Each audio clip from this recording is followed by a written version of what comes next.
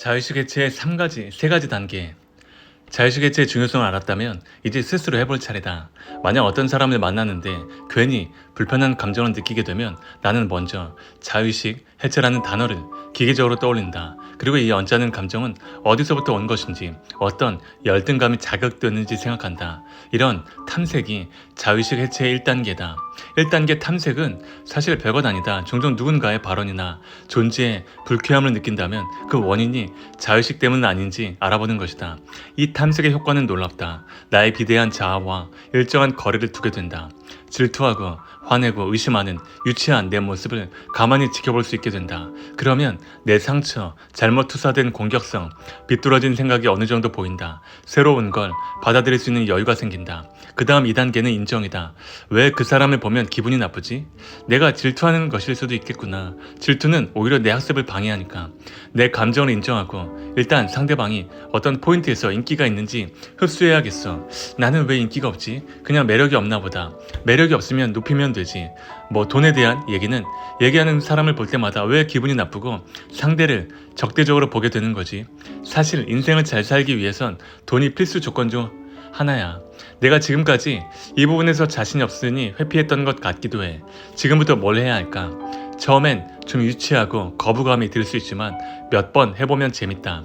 누군가를 처음 만났을 때 이유 없이 빈정상하는 건 의식하지 못할 뿐 무의식이 발동한 것일 수 있다. 그러면 내 내면에는 자아를 지키기 위해 이런저런 반응을 펼칠 준비를 한다. 자의식 해체는 이 단계로 넘어가지 않기 위한 노력이다.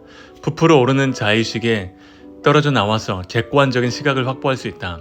마지막 3단계는 전환이다. 탐색과 인정으로 자신의 감정을 이해하고 인정했다면 그 다음은 긍정적 사고로 전환해야 한다.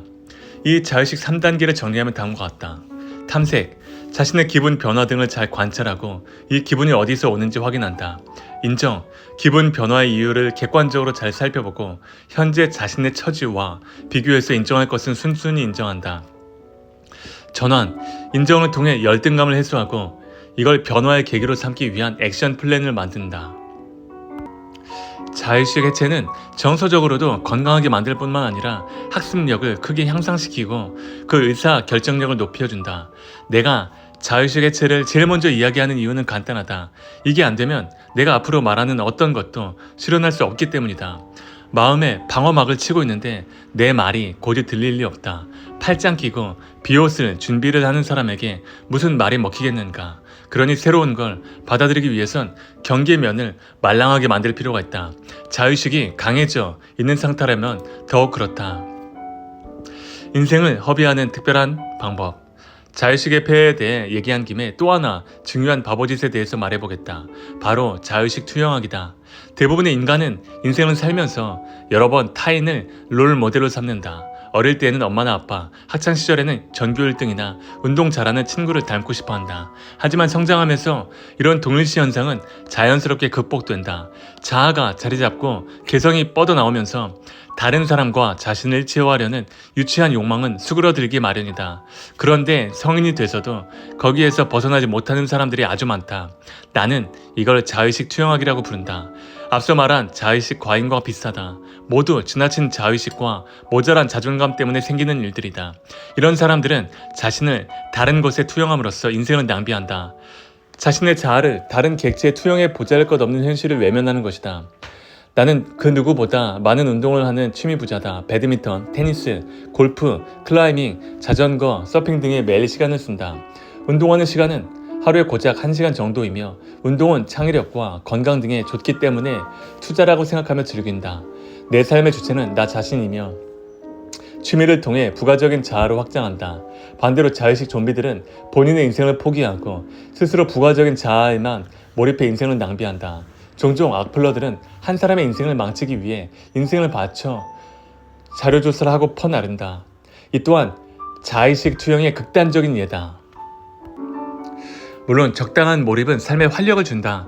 재벌 2세가 게임 아이템을 사느라 300만 원을 쓴다고 누구도 뭐라 하지 않는다. 또 진짜 자기 삶과 연관된 일이라면 오히려 더 몰입해 볼만하다. 동네 만렙 형이 아니라 진짜 프로게이머가 되기 위해 체계적으로 훈련을 하는 상황이라면 얘기가 다르다. 취미로 시작했다가 그 분야의 대가가 되어 성공하는 경우도 적지 않다. 내가 비판하는 건 이런 경우가 아니다. 자신의 현실을 희생해서 역할극으로 도피하는 경우다.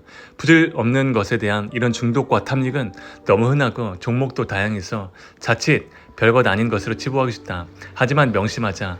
이런 짓들은 대부분 돈보다 중요한 세상에서 가장 귀한 당신의 시간을 갉아먹는다. 뭔가 이루는 것 같지만 사실은 머릿속의 보상 회로를 계속 눌러대는 짓이며 스스로를 파블로프의 개로 만드는 한심한 행동이다. 의지를 갖고 운명을 거스르는 인간다운 삶이 아니라 동물의 본능에 충실한 순리자의 삶 그 자체다. 스스로 왜 이런 것에 빠져드는지 냉정하게 생각해보라. 그간의 시간이 의미 없었음을 솔직히 인정하고 지금이라도 깨달았음에 감사하자. 자의식을 깨고 나오는 것이야말로 역행자로 가기 위한 첫걸음이다. 이번 챕터를 넘기기 전에 딱 10분만 책을 덮고 산책을 나가는 건 어떨까?